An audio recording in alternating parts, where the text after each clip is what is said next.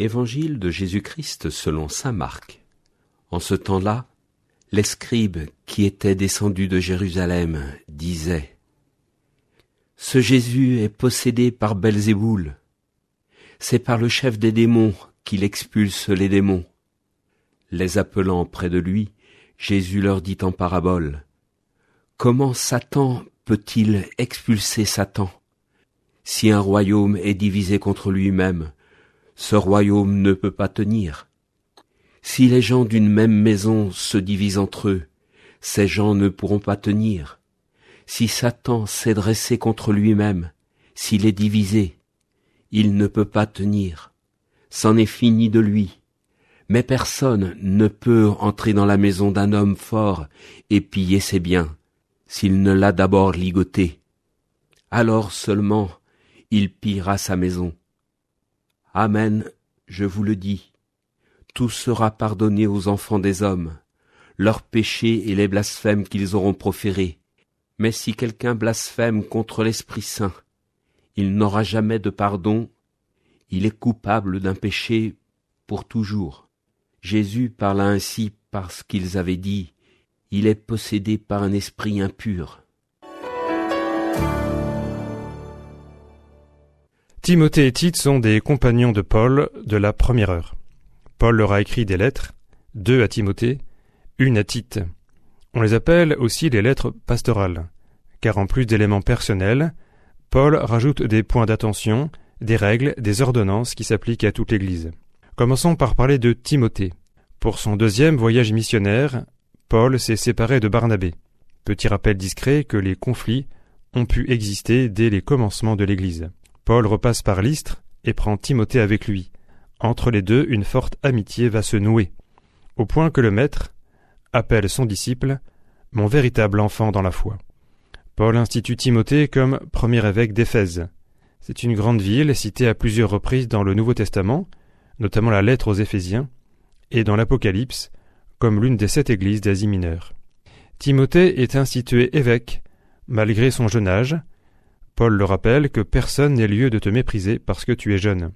Paul résume sa mission en quelques mots, proclame la parole, intervient à temps et à contre-temps, dénonce le mal, fait des reproches, encourage, toujours avec patience, et souci d'instruire. Timothée sera martyrisé vers l'an 97. Il est aussi fêté dans l'Église orthodoxe en la date du 22 janvier. Évoquons maintenant les 2 lettres que Paul a adressées à Timothée. La première lettre à Timothée évoque les qualités que doit posséder l'épiscope, c'est-à-dire le responsable de la communauté chrétienne. Paul présente aussi le portrait idéal du diacre. Il évoque les presbytres et aussi les veuves. L'Église se structure peu à peu dans ses différentes missions et dans ses différents ordres. La première lettre à Timothée comporte également le fondement de la prière universelle que nous écoutons chaque dimanche. Paul dit « J'encourage avant tout à faire des demandes, des prières, des intercessions et des actions de grâce pour tous les hommes, pour les chefs d'État et tous ceux qui exercent l'autorité, afin que nous puissions mener notre vie dans la tranquillité et le calme, en toute piété et dignité. » La seconde lettre à Timothée a un ton plus personnel, car Paul évoque sa captivité et aussi ses souffrances. Il dit « Moi en effet je suis déjà offert en sacrifice. Le moment de mon départ est venu. J'ai mené le bon combat, j'ai achevé ma course, j'ai gardé la foi. » Parlons maintenant de Tite. Il est chargé par Paul d'organiser l'Église en Crète. Nous sommes assez loin de Jérusalem, et nous voyons que la mission s'étend rapidement dès les premiers temps du christianisme. Tite aurait pu assister Paul un peu avant son martyre à Rome, et il serait retourné en Crète. Il y a dans cette lettre une belle parole de Paul à propos du baptême. Il nous a sauvés non pas à cause de la justice de nos propres actes, mais par sa miséricorde. Par le bain du baptême, il nous a fait renaître et nous a renouvelés dans l'Esprit Saint. Quelle est l'actualité de la lettre à Tite et des lettres à Timothée ? Un appel à collaborer et à coopérer, bref, à ne pas travailler seul ni à son compte. Dans la finale de la lettre aux Romains, le chapitre 16 rassemble les principaux collaborateurs de Paul, et ils sont nombreux. Hommes et femmes, des premières années du christianisme, ils ont été les premiers serviteurs de l'Évangile. Cela nous rappelle qu'on ne peut pas vivre comme chrétien en étant seul. Selon un adage bien connu, un chrétien seul est un chrétien en danger. Au fond, la mission force à retrouver un horizon commun, celui de l'Église.